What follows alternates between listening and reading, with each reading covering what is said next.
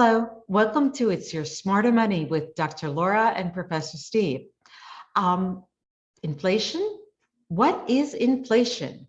If you're under the age of 35 years old, you probably have never even experienced it. Some people think it's transitory. Other people think it has peaked. People are asking, what will the Federal Reserve do? And we could spend a lot of time talking about that to you. We could give you our opinion of what we think is going on there. But what we actually think would be a better use of our time is for us to talk about how we have protected you from the risk of inflation and what we're doing for you all along. So why don't we start with the first slide, Steve? Yeah, and so your inflation right now is exceeding 8%, at least according to the latest report, and the producer price index, which is sort of, I would say, some of the commodities that are behind the consumer price index, is exceeding over 10% right now. And we haven't seen inflation rates that high since the 1980s. And there's a big difference between now and then from the aspect that in the 1980s, bond yields were quite high. If you'd bought 30-year treasuries back in 1980 and held them to maturity, you would have probably exceeded the return on the stock market. But we're not seeing that right now. Bond yields are actually negative with respect to inflation. And while we do expect bond yields to increase, but I don't expect them to exceed 8.5%, which is the inflation rate we're seeing now. And if they do, it could take some time. What's scary about that is you really can't sit in cash because you're not going to stay ahead of inflation, and bonds are not necessarily the answer either. Whereas back then it was. You know, right now, their main purpose is really to help protect part of your portfolio against a bear market, which we could be well on our way to seeing right now. And by the way, inflation is highly correlated with the money supply. We're going to show you that in a minute. Two asset classes that do actually help protect your portfolio from inflation are natural resources, which is the subject of this video, and also a blog we're going to be writing to accompany this, and also real estate. This is also part of our continuing series of covering the asset classes we have in your portfolio and why we feel each one of them is so important, is really an important piece of the puzzle. And that puzzle is your entire portfolio, and each one of these is an important piece. And what's interesting is natural resources have really performed in lockstep with inflation since roughly around September, October 2020, and the return's 100%. Our clients have experienced 100% return now in our holdings in natural resources. That's amazing. And yeah, probably should mention that natural resources is a volatile asset class. So we can see those very, very high peaks. And we can also see low drawdowns as well. And that's one reason why, the way we are rebalancing as well. We've sort of held off to some extent because we're sort of cautious about selling natural resources a little too soon before they've completely appreciated. But we will be gradually selling them off to capture the gains we've experienced in natural resources. Now, we mentioned that inflation tends to be highly correlated with the growth in the money supply. And there have been a lot of people, especially people who advocate the modern monetary theory of economics, that don't really believe the two are linked. Although there was a famous economist, Milton Friedman, who said years ago that inflation is everywhere and always a monetary phenomena. And we're seeing this now. In blue here, you can see the growth in the money supply, which is M2. That's cash, checking account deposits, money market accounts, that sort of thing. And also in green is the consumer price index. And you can see the pretty high correlation between the two. And by the way, in blue is the year-over-year growth in the money supply. Now, it has tailed off of late, but it was very high, in particular as part of the stimulus that was passed in to help us recover from the COVID pandemic. But additionally, there was another stimulus bill passed roughly a year ago that was probably entirely unnecessary. The economy was already recovering strongly when they passed that, and that was probably a significant contributor to the inflation we're seeing now. And effectively, what happens is when you have too much of a supply of something, its value decreases. And that happens with any commodity, and also happens with money. And so I'd like to make two comments on that slide. Sure. The first is when Steve says it's tailing off, he means that the growth is tailing off. It doesn't mean that the actual supply is coming down. The supply is still elevated. That's The correct. second thing that I want to mention is that while Steve is telling you that it's correlated, you might be looking at it and saying, gee, I'm not sure if I see it. The problem is that there is a lag, number one. And number two, the introduction of the money supply by itself isn't what really drives it as much as it is the velocity of money moving through the economy. And there was a period of time while we were all locked in our homes and banks were hoarding their money and not lending any money, where there really wasn't. Or individuals. Right. So there wasn't so much movement of the money. And now that the money is starting to become a little bit more free and starting to move, it makes sense that we're starting to see more of these inflationary effects. Yeah, and there's also a significant effect here from energy, which is embedded within a consumer price index. And that's in part because of the policies of this administration to try to cut back on fossil fuel supplies, and it's had its effect. And so here is another graph showing commodities index versus inflation. This is the Bloomberg Commodities Index and the CPI. And as you can see by this graph, there's a very high correlation, or I would say the movements are pretty much very similar to each other. Is another term for correlation. Laura can probably explain it to you better than I can. Well, they're moving in lockstep. When one goes down, the other one goes down. When the other one goes up, the other goes up. They're moving together in tandem. So there's a perfect reason why you should be invested in commodities. This one graph right here. This is a perfect example of it. And so there's two reasons really for having commodities. One is that it's an insurance against inflation. And so that you're going to, if inflation is starting to eat away at your purchasing power, you're going to maintain that purchasing power. But there's a second reason also, and that's the diversifying effect, because it doesn't move consistent with the stock market. It oftentimes moves in contrast to the stock market. So there's two reasons. Yeah, that's a really good point. Both reasons are just as important as each other as well. So we were talking, Steve and I, about how we give you exposure to ETFs and, to commodities. And the truth is that we are always looking for the least expensive way to give you exposure. And so ETFs are a great way to give you exposure. And certainly there's quite a few ETFs out there that provide exposure to commodities. The question is, the overall structure of those ETFs can create some additional problems. So years ago, there were most of the structures were set up as ETNs. And while we don't want to get into the technical detail of how an ETN works, it is associated with the credit risk of a bank. It's not just a pure exposure to the commodity. And so we're very, very careful to steer away from ETNs. That is one choice that we've made. A second choice that we've made is that we want to make sure that you're using an open-end 40 Act fund and not a limited partnership type of arrangement where they'll issue out K1s. And so a lot of people don't realize this, that they'll actually get an ETF, a commodity ETF, and the following tax year, they'll receive a K1 form to prepare their taxes. These K1s come in late. There's more complexity in terms of preparing them. They're just a real pain in the neck. So having an open-ended 40 Act fund is really important. Then there's also, which is not on this slide, but should mention too, what kinds of commodities are you exposed to? There's some ETFs that are exposed specifically to one commodity, such as gold or silver, or maybe both. Maybe there'll be a ETF that exposes you to precious metals. But what we're looking for is, again, diversifying you across a lot of different groups of commodities. Yes. And I just want to mention about you mentioned ETNs.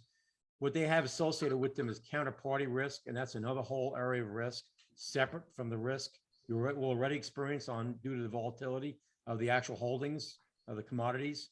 And this counterparty risk is something it's really hard to quantify, by the way, because really you're relying on the good faith of the issuer of the exchange traded note and their credit rating. So, Right. so the one we use, the Invesco Optimum Yield Diversified Commodity Strategy, that's a real mouthful, right? No K1 is in the name because you don't receive a K1, but it includes 14 heavily traded commodities. We have a list of them if you're more interested in seeing them, but it's predominantly energy, precious metals, industrial metals, and agricultural products. And we've held commodities in all of our client portfolios probably around 2005 when they first became readily investable at a reasonable cost. And not always this one. No, not this one. No, that's so, correct. so there's times where we'll make decisions and we'll trade off. Right now, Yep. this is the one we've been we find to be the best one out of the grouping. That's correct, and it's relatively low cost. And while there's some limitations on its tax efficiency, it is relatively more tax efficient than a mutual fund. We did see it make a large income distribution in December, roughly about 25% of its net asset value. And they unfortunately they had to do that. They couldn't prevent that from happening. The ETF had such huge gains last year, and it was all ordinary income. They had to distribute it out to shareholders. But we've held, as I mentioned, commodities in our model since 2005. Laura and I both have read academic papers that gave us plenty of evidence that showed that definitely improves portfolio diversification. And that's when we began using them in our portfolios, when we saw that evidence. So I just want to say, in terms of the comment that you made, Steve, regarding taxes, if we possibly can, this is why you'll find your natural resources in your qualified accounts, your IRAs or your Roth IRAs. If you only have taxable money with us, unfortunately, we're forced to hold it in a taxable account. And so a couple of you did get hit with some taxes because of that. And we tried to give everybody a heads up on the fact that that was happening. Yes. The second thing that I wanted to mention is that some of these, in fact, I was actually going to add one of the studies to this, and I forgot, Steve. Some of the studies that we've seen have shown that really almost any portfolio that has just a little bit of natural resources in it over a stretch of time, and we're talking about 20, 30 years, will perform better than any portfolio without natural resources in it. And that is really, really mind-boggling when we think of how it really is by itself an underperforming asset class and a somewhat volatile asset class. But when it needs to, it's almost like when it needs to step up and do what it needs to do, it does it. And it helps maintain your portfolio from having a big decline, which is why one of the many reasons why many of you, I'm sure, have noticed that your portfolios are not down nearly as much as the S&P 500 this year, is because one of the reasons is this asset class has helped support you. That's correct. And what's interesting is that I'd looked at the 5-year annualized return for natural resources about a year and a half ago, the trailing 5-year.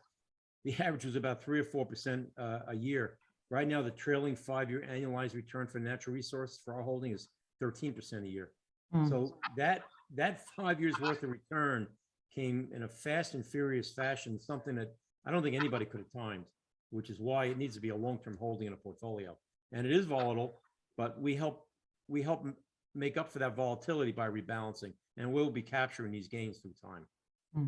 So in this slide here, we show you some of our asset classes, and we're going to mark them up in the next slide a little more clearly, and how they performed since 2021, roughly the beginning of 2021, right? I think it's around, yeah. This is harder to read. The second slide is easier because we just put so we don't show the actual percent returns on this particular slide, but we've marked them up. And you can clearly see that commodities have been the asset class that's provided the most growth over the last roughly year and a half or so. And, no one could have predicted this, but that has certainly helped add some diversification to your portfolio and help reduce the impact of what's happening with stocks right now. I think the S&P is probably back down 7 or 8% for the year, but it's helping to reduce that impact. And that's what it's supposed to be doing. And also it's helping to provide some protection against inflation, which is its second purpose, as Laura said. All right. So we've mentioned before, we talk about this term called correlation. And a correlation is a statistical measure of the interrelationship of the prices of two asset classes. And a correlation of 1 means that they're perfectly correlated. So in other words, you can think of a graph and both of them are moving exactly the same, like a wave. Whereas if the correlation's -1, it means they're actually exactly opposite each other. Sort of like this. I'm trying to move my hands the same way. It's hard. So what we try to do is find asset classes that are negatively correlated. That's almost impossible to find. There are some, but we can find asset classes with a lower correlation to each other. And on the bottom of this chart, you can see that we have the natural resources holding that we have compared to some other asset classes, just a sampling, not all of them. For example, we have here the S&P 500, and you can see that the commodities has a correlation of roughly about 0.5 in relation to it, which means it adds significant diversification value. Also in relation to small cap, very similar, has a lower correlation to mid cap, and also low to convertible bonds and actually to domestic real estate, which is something. So it significantly enhances portfolio efficiency. So that means it doesn't move with any of these other asset classes, truly adding it to the recipe of all the other asset classes that we have in your portfolio creates that additional diversification. And if you look at this chart is kind of difficult to read, I think, for most people.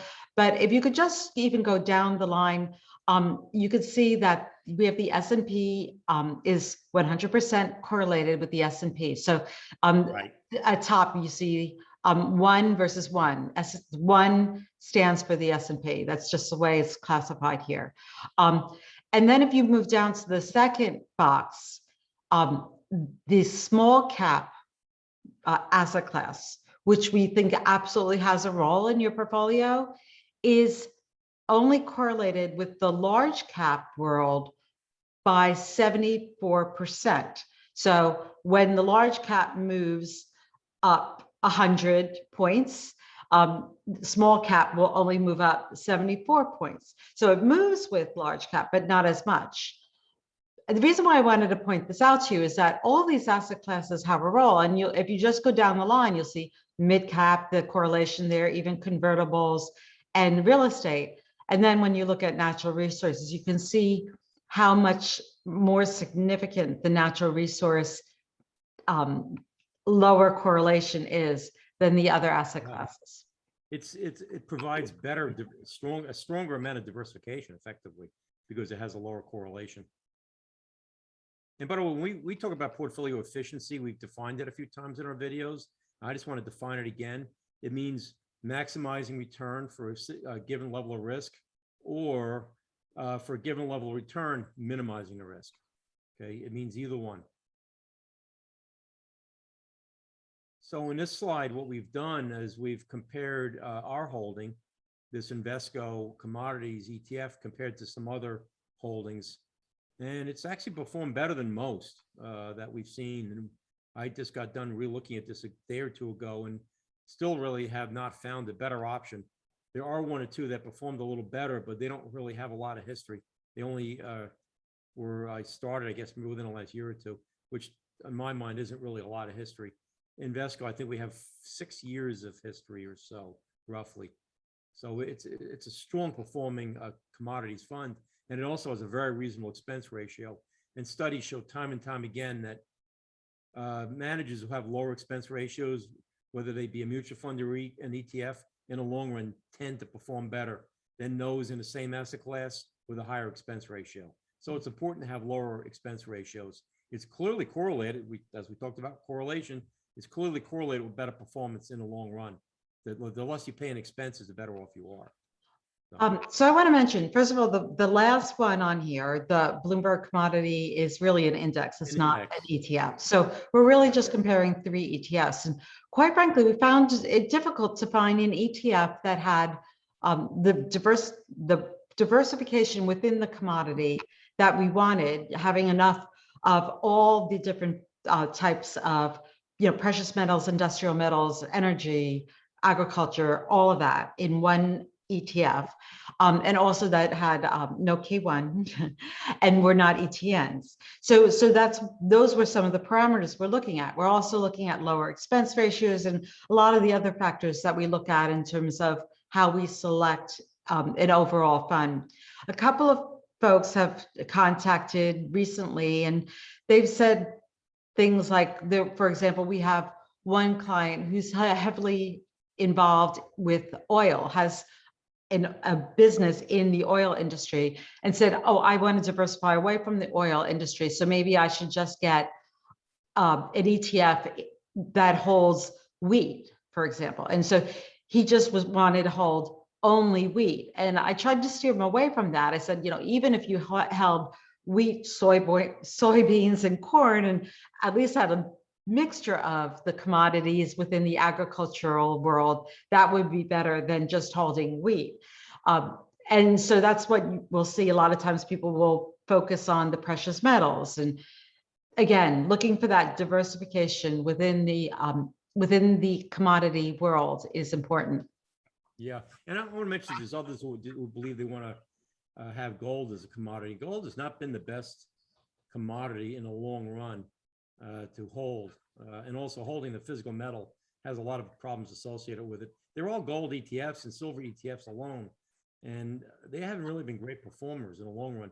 You're better off to have commodities that have some industrial purpose and have demand associated with them. Obviously, energy does, agricultural products do. Gold, not necessarily, is used in some industries, but it doesn't have the demand of a lot of other types of commodities. So it's not always as sensitive to inflation for that reason. So we don't necessarily recommend holding just a single commodity for that reason also. We also don't know which one's going to be the winner going forward. Really, who knows? It's a tough one. So there's some lessons here. There's a recap to this. Inflation is still highly correlated with increase in the money supply, despite a lot of people out there trying to say that it isn't, because they're advocates for government spending and without any kind of check or balance, and just keep printing money. And unfortunately, it can lead to high inflation.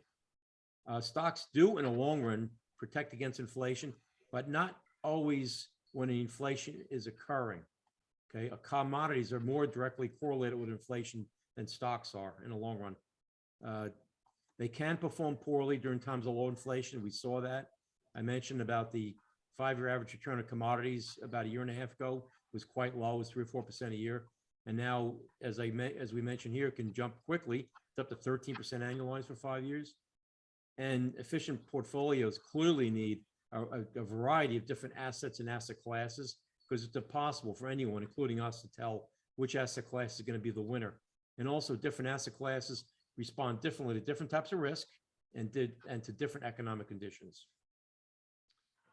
A couple other points, if I could add to that, Sure.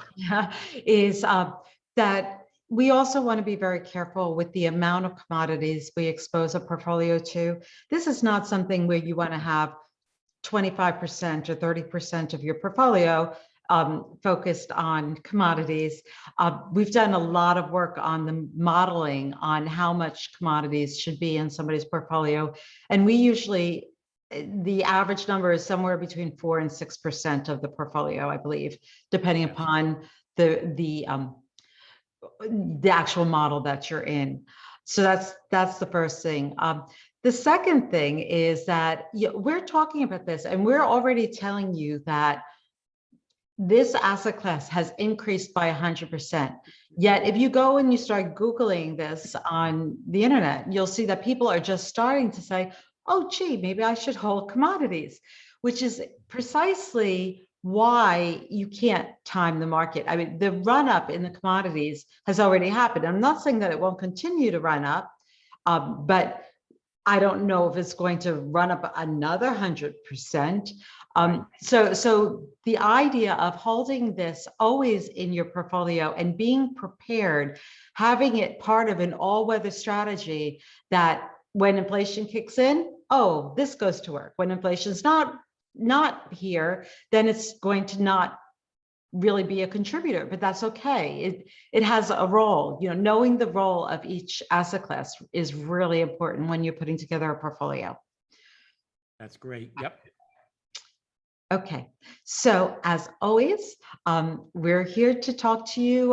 If you want to talk specifically about your holdings and what we're doing with your portfolio on natural resources, you may notice that you probably have a little bit more natural resources than the target of your strategy. And as Steve mentioned, there's a reason for that. We're kind of dragging our feet a little and letting it ride a bit, but we will start paring it down soon. Yep, we will. So thank you. Have a great day.